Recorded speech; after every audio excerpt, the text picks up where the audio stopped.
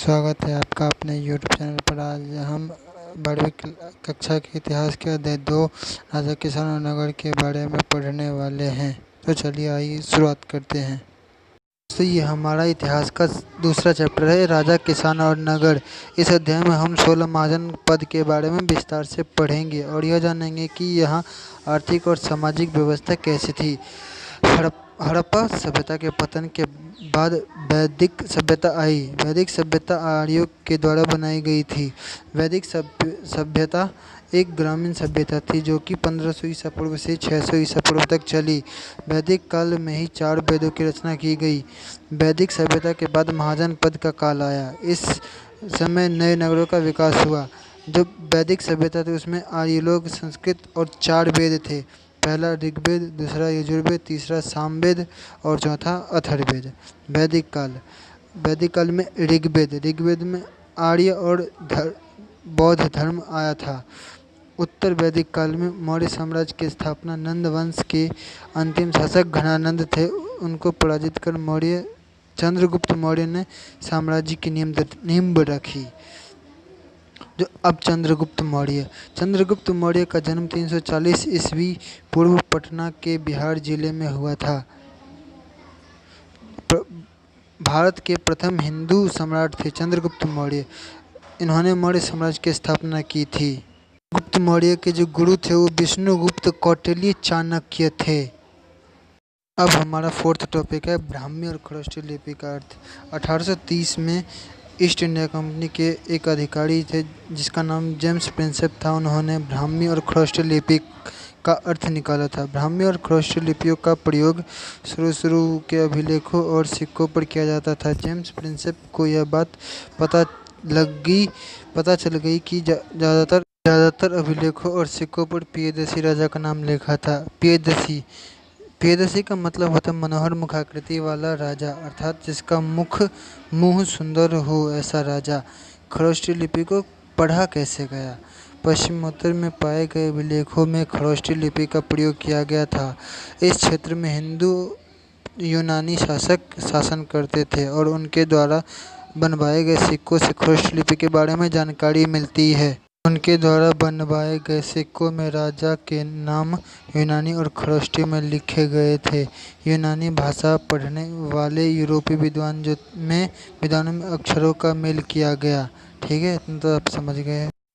अब है ब्राह्मी लिपि को कैसे पढ़ा गया। जो ब्राह्मी लिपि काफ़ी प्राचीन लिपि है, मतलब पुरानी लिपि है। आज हम लगभग भारत में जितनी भी भाषाएं पढ़ते हैं उनकी जड़ ब्राह्मी लिपि ही है।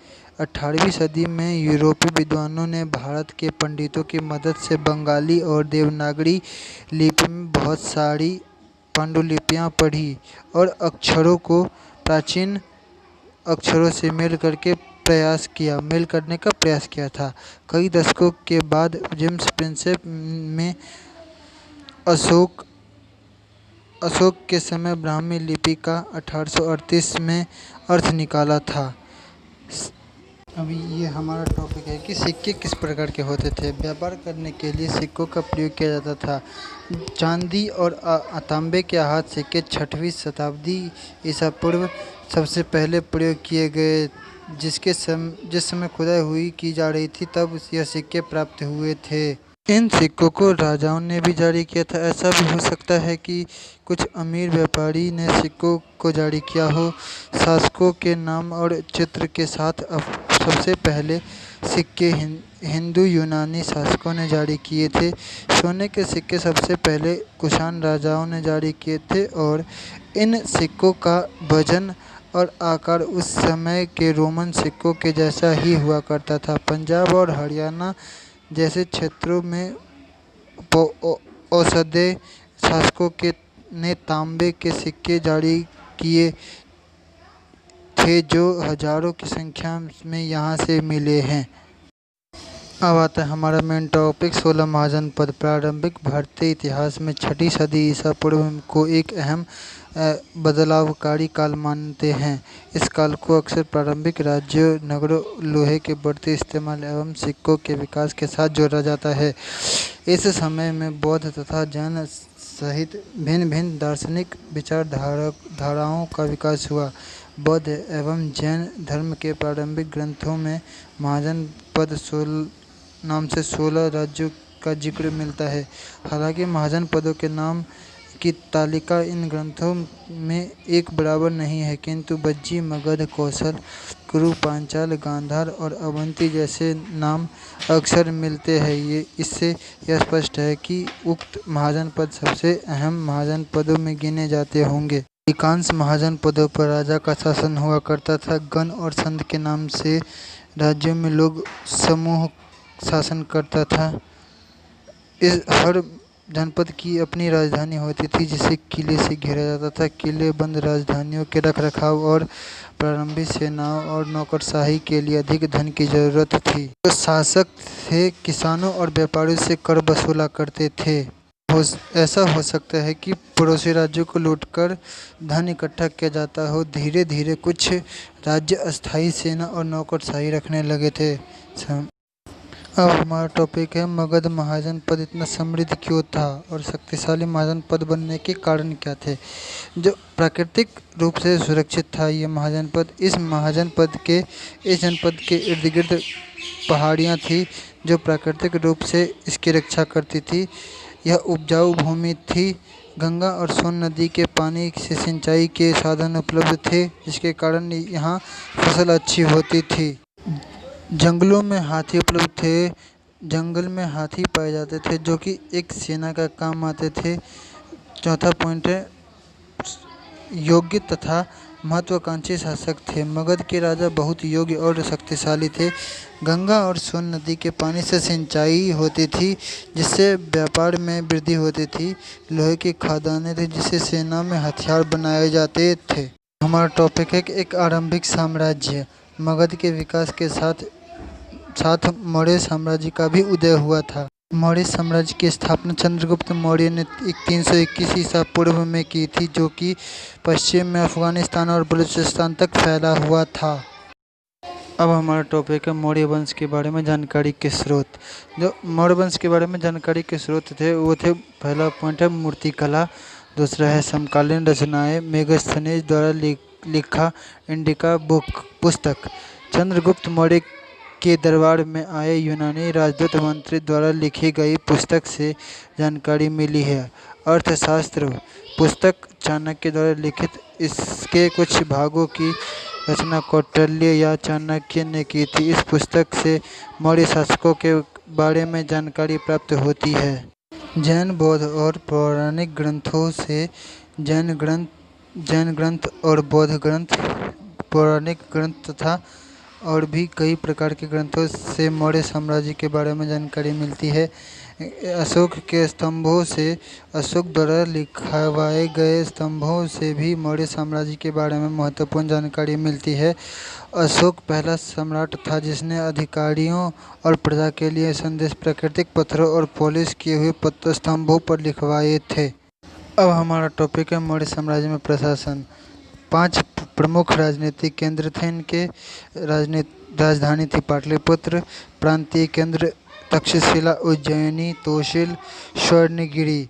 पश्चिम में पाक से आंध्र प्रदेश, उड़ीसा और उत्तराखंड तक हर स्थान पर एक जैसे संदेश उत्कीर्ण किए गए थे। ऐसा माना जाता है इस साम्राज्य में हर एक समान प्रशासनिक व्यवस्था नहीं थी, क्योंकि अफगानिस्तान का पहाड़ी इलाका, दूसरी तरफ उड़ीसा तटवर्ती क्षेत्र था। तक्षशिला और उज्जैनी दोनों लंबी दूरी वाले महत्वपूर्ण व्यापार मार्ग थे। स्वर्णगिरी, जिसका मतलब है सोने का पहाड़, कर्नाटक में सोने की खान थी। अब है मेगस्थनीज के अनुसार सेना व्यवस्था। मेगस्थनीज यूनान का राजदूत और एक महान इतिहासकार था। मेगस्थनीज ने एक पुस्तक लिखी थी जिसका नाम था इंडिका। इस पुस्तक में हमें मौर्य साम्राज्य की जानकारी मिलती है। मेगस्थनीज ने बताया कि मौर्य साम्राज्य में सेना के संचालन के लिए समिति और 6 उप समिति थी।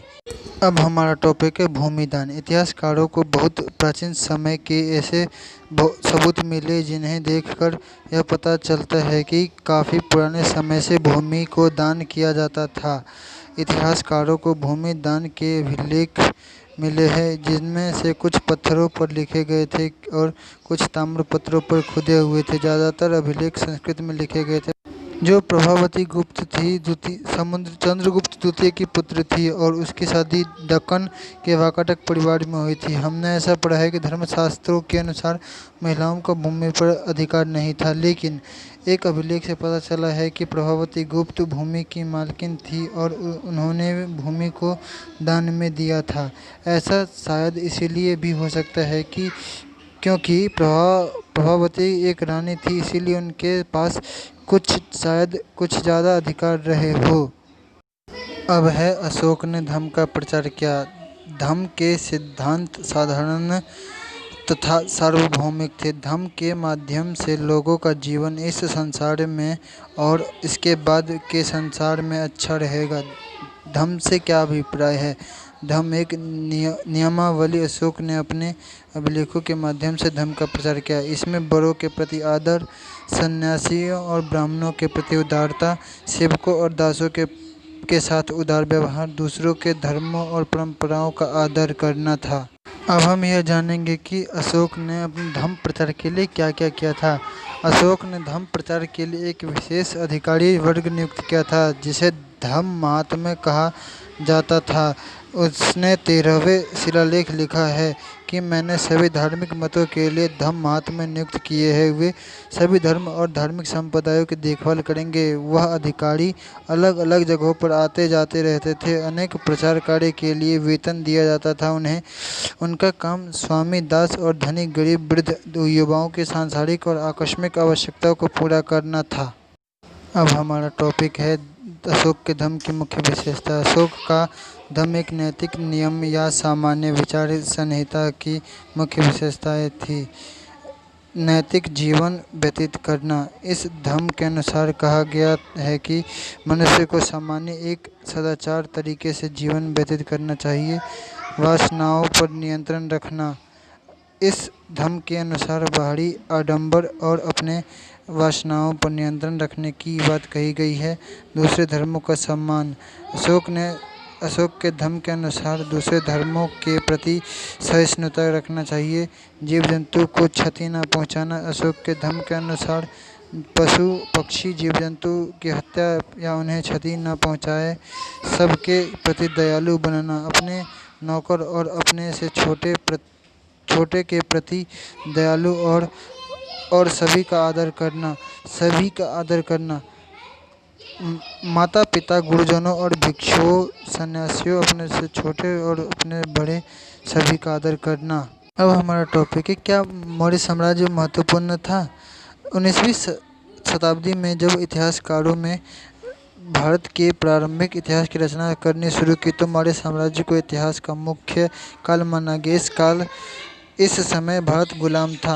अद्भुत कला का साक्ष्य। मूर्तियाँ, साम्राज्य की पहचान, अभिलेख दूसरों से अलग। अशोक एक महान शासक था। मौर्य साम्राज्य 150 वर्ष तक ही चल पाया। अब हमारा टॉपिक है दक्षिण के राजा और सरदार। दक्षिण भारत में तमिलनाडु, आंध्र प्रदेश, केरल के जो साइड उसमें चोल, चेर एवं पांड्य जैसी सरदारियों का उदय हुआ था। ये राज्य समृद्ध तथा स्थायी थे। प्राचीन तमिल संगम ग्रंथों में इनका उल्लेख मिलता है। सरदार राजा लंबी दूरी के व्यापार से राजस्व जुटाते थे। इनमें सातवाहन राजा भी थे। सरदार और सरदारी। सरदार एक ताकतवर व्यक्ति होता था जिसका पद वंशानुगत भी हो सकता था और नहीं भी। उसके समर्थक उनके खानदान के लोग होते थे। सरदार के कार्यों में विशेष अनुष्ठान का संचालन, युद्ध के समय नेतृत्व करना एवं विवादों को सुलझाने में मध्यस्थता की भूमिका निभाना सम्मिलित है। वह अपने अधीन लोगों से भेंट लेता है, जबकि राजा कर वसूल करते थे।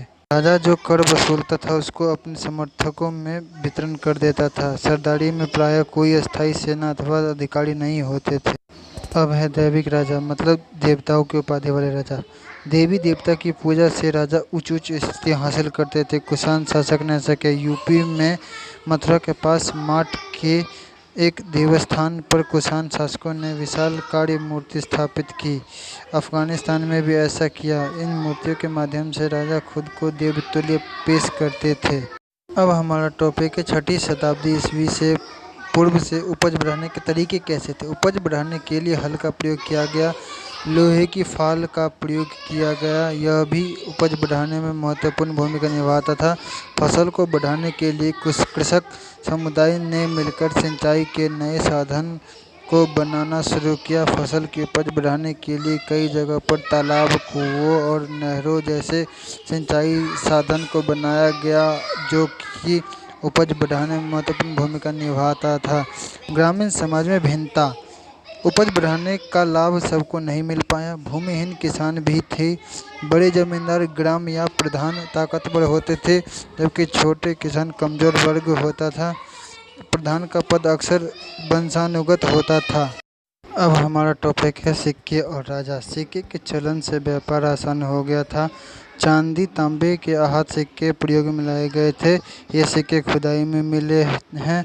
आहत सिक्के पर प्रतीक चिन्ह भी थे।